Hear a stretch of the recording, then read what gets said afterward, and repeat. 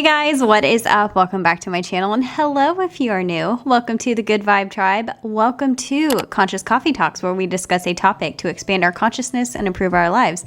My name is Andrea Johnson. I'm a Reiki master and spiritual teacher and coach. So with that being said, let's dive in to today's topic. I want to throw a trigger warning out there because this is going to be over spirituality versus religion. If you are very set in your beliefs, you might want to click off of this video because it will probably trigger you. This video is not meant to trigger anybody. It honestly is a response to an Instagram reel that I had posted a few weeks back that seemed to have really triggered a lot of religious programming.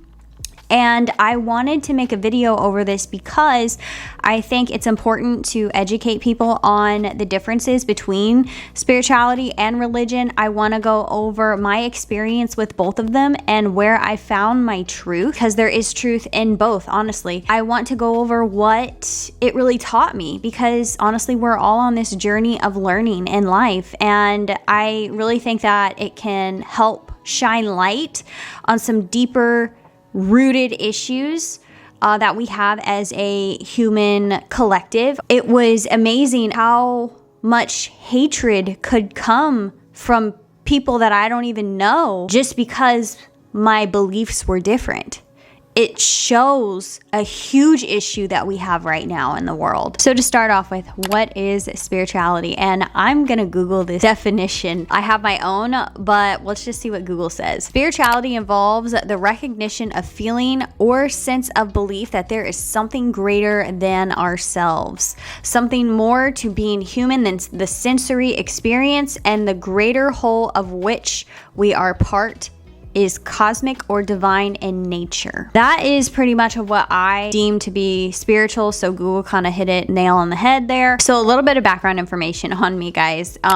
I grew up with the Christian faith. I was your typical like Sunday school. I did the confirmation. I did church choir. I was acolyte. I did the church camps.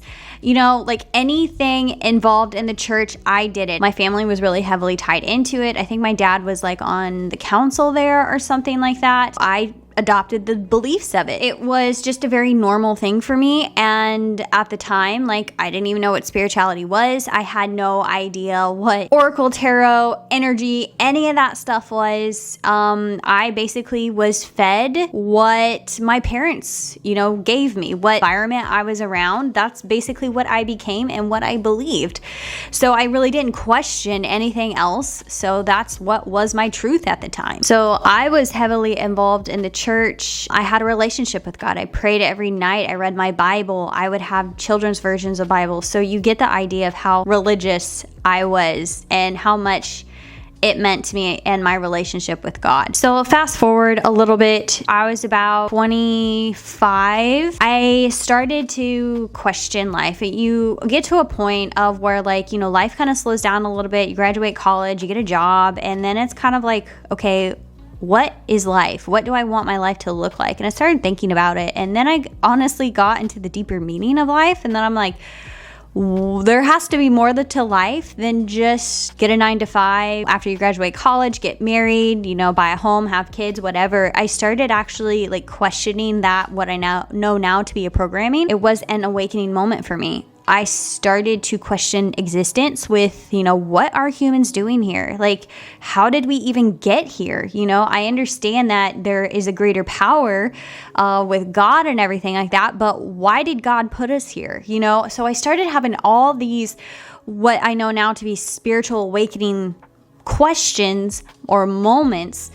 And it was really starting to shift my reality. At the time, I didn't realize it. Thought I was going crazy. I had mental breakdowns, emotional breakdowns. Reality actually physically started to look different to me. And what I know now, what was happening was I was unwiring certain beliefs in my brain. So when this does happen, and when you let go of lower level energies, when I was doing, shadow work, or I got into personal development, and that is kind of a form of of shadow work. So I was really working on myself. So my reality started to look different. It started to look very fake to me. That really freaked me out. When your physical reality actually starts looking kind of like cartoonish or like really almost falling apart. And this is just what happens when our brain waves change state. Now, the reality falling apart thing really didn't happen until I started adopting meditation, which further changed my brainwave state. And let's back up a little bit. I got into meditation and yoga first, which I knew nothing about chakras, nothing about energy work, anything like that. I just did that because of the amount of distress that I was feeling in my life, the amount of anxiety that I had.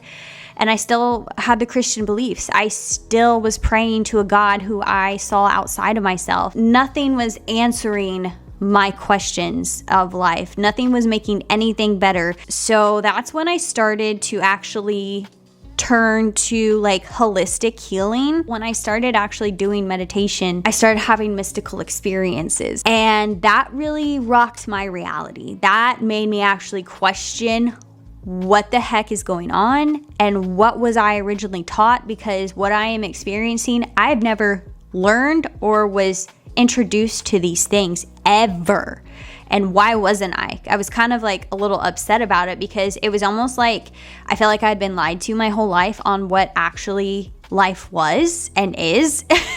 So it was almost like these blinders got taken like out of my, I don't even know what you want to call it, my reality. I actually started seeing life for what it really was. When I was having these mystical experiences, what I mean by this, guys, I started feeling energy in my body. I felt it so much that I could feel it pushing out of me. I really questioned what the heck was going on. I felt, movement in my body. I actually started seeing energy. It really freaked me out. But I didn't know that when I was doing all this inner work in the meditation, that it was actually opening up these things for me, and I was seeing life for what it actually was, because I was becoming more conscious. I was expanding my consciousness, I was slowing my brain waves down, and I was ridding those lower level frequencies that were taking over my life, the depression, the anxiety, things of that nature. And this even further made me question my Christian programming. And at this point, I still saw God as something outside of myself and was still, a Christian, but I was starting to actually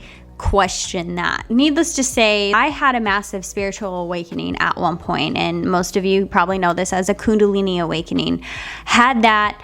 Then I realized God was not something separate from me as I had always imagined before or saw it before, thanks to my Christian programming. Basically, that shattered my Christian programming. I saw life on a deeper level. I saw my interconnection to everything in life, and I realized that the energy like powering this body is God. It wasn't a man in the sky. That led me to more of a spiritual lifestyle, which then led to doing energy work like Reiki, and then going down that rabbit hole. And now I do like psychic development, all those things. I look at those more of like holistic healing and working with the energy to better your life, and personal development. Psychic development honestly is personal development in my book. It's just an extreme version of it. It's a little bit of a backstory on my journey. There's a lot more to it, and I will do a separate video on the details of my Kundalini awakening, how it happened, and it's happened 3 times since.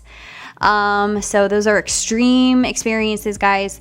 But I want to really dive into what I had learned from being Christian, and then from transitioning from that to spiritual and living more of a spiritual lifestyle. Spirituality is taking what resonates to you. Basically, a spiritual journey is just the individual's unique journey, the soul's unique journey to finding its truth, to discovering that it was never disconnected from God to begin with, and however which way that it needed to realize this. Or, sometimes a spiritual journey is just a healing journey of it just helps somebody live a life full of love, and sometimes that is Christianity for people because it improved their lives. So that is that person's truth. So let's go into some pretty important takeaways of what I had learned from being both experiencing religion and also spirituality. I've mentioned it several times.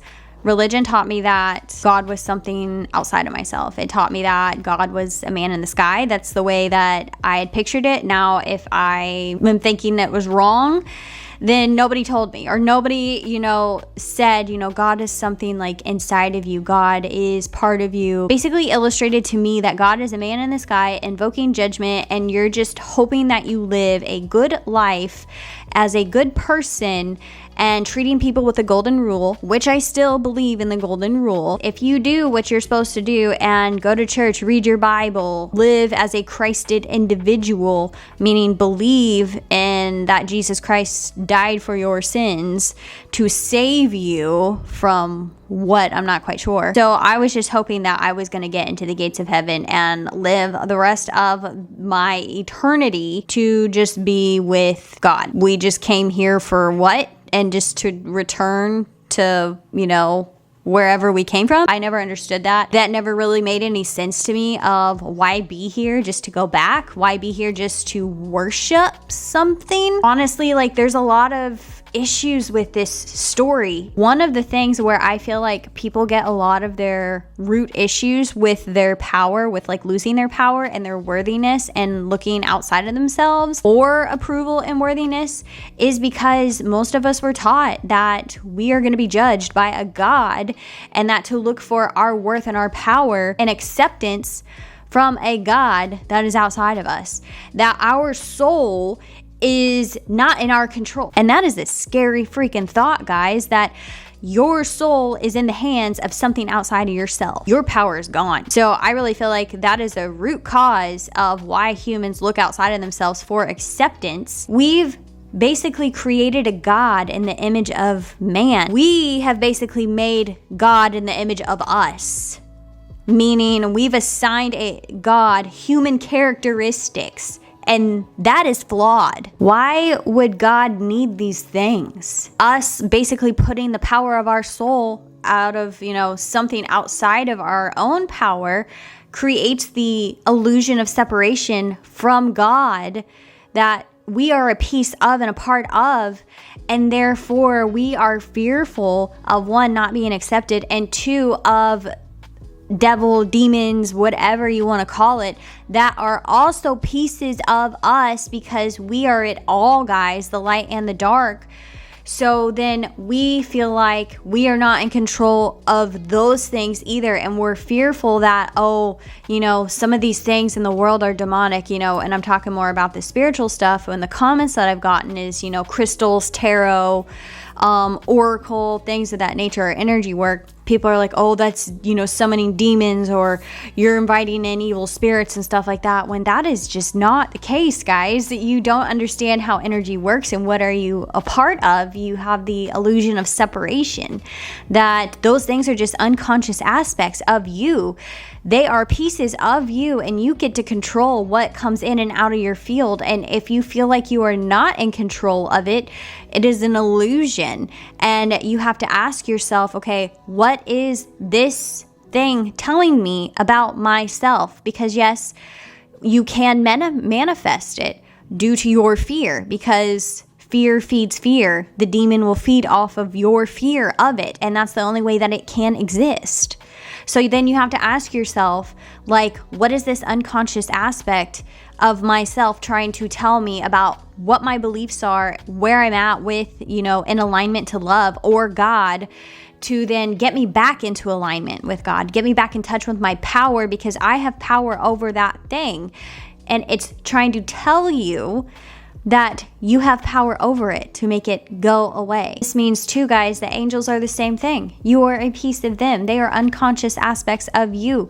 They are just different energy signatures, different vibrations. That's all it all is. We have to have these things. We have to have the light and the dark, and that is just part of this reality that we are in, the physical reality of Earth. So you can think of Earth as like an in-between stage of heaven and the physical. This is the only place where physical matter or energy can manifest itself as matter can exist. So then we actually get to create physical things here. We actually get to bring energy to life and manifest, and actually have a delay in manifestation and creation to be able to get to know ourselves and have choice in what we want to create and what we want to experience, so then we can create higher states of love, create higher states of wisdom. We can't do that anywhere else, because the higher the realms, or going more up towards heaven, the more that just exists is light and love. That's all that exists, is frequency. And then some people did argue about, like, well, near-death experiences, people meeting God and angels and things like that. Like,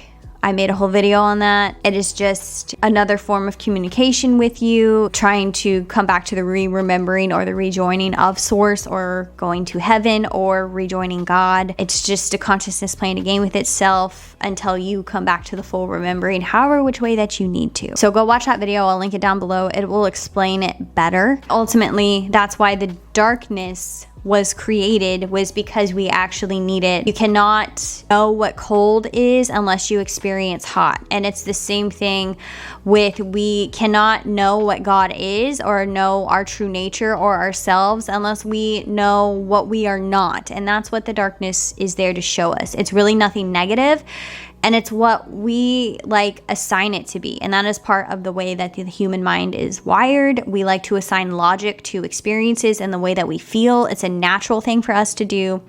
So when we experience lower level frequencies, or what most people would call demons, or what I would call just depression, anxiety, anger, fear, shame, you know, all of those emotions on the scale of frequency, it's just guides. They're just guides to show us what we are not, so then it can guide us back to love. So where we find those lower level frequencies in life, it's just wanting us to shine light, which means your attention, your conscious attention on it, so then you can heal those aspects of your life. The resistance you feel in your life is the direction you need to actually head and face those fears. So it is nothing outside of your power, and it is neither right nor wrong. It just is. It just exists. Everything, honestly, is just isness. Ultimately, when we awaken to Christ consciousness, and that's what I believe Jesus Christ, you know, his teachings, whatever you want to call it, it's a consciousness. He tried to teach people higher perception ways of thinking and about the energy, and that's how he healed people, was him giving them back their power through their own faith. But he was the channel for that because they believed in him, but it was their faith that healed them, right? So we have that same power here, and the Christ consciousness is actually coming to the full knowing of how powerful you truly are and what you are a part of. Now, Christians will think, or, you know, religion will tell you that Christ returning will be like a man coming down from the sky, which I feel like, you know, at least that's how I pictured it when I learned about this as, you know, Christian. But what I know to be true now, it is a returning of consciousness to the individual. And it has to happen like this, guys. And I've wondered this, and I asked, why can't a man come down from the sky? And so just to show everybody what this all truly is. And the answer is so simple, guys. We would not believe it. We would not believe it because we haven't believed it before. Think about it. When Jesus first tried to do his teachings, first tried to basically preach and tried to help us and show us our power, guess what happened, guys? We crucified him. We would do the same thing again. And even if it wasn't Jesus, another man coming out of the sky or something, we'd probably think it was an alien, or we wouldn't believe it, or we'd think it was the Antichrist. But humans would fear it because we picture it as something outside of ourselves, and the separation in which religion had taught us to begin with in the first place. We would not believe it, and God knows this, and that's why it has to come to the individual as a consciousness. It has to come as an experience within the individual, a knowing in the heart. It's a knowing that you are a piece of this thing that is not separate from you. But it also comes with the knowing that not every soul is going to understand this or experience this in their lifetime, and that is okay.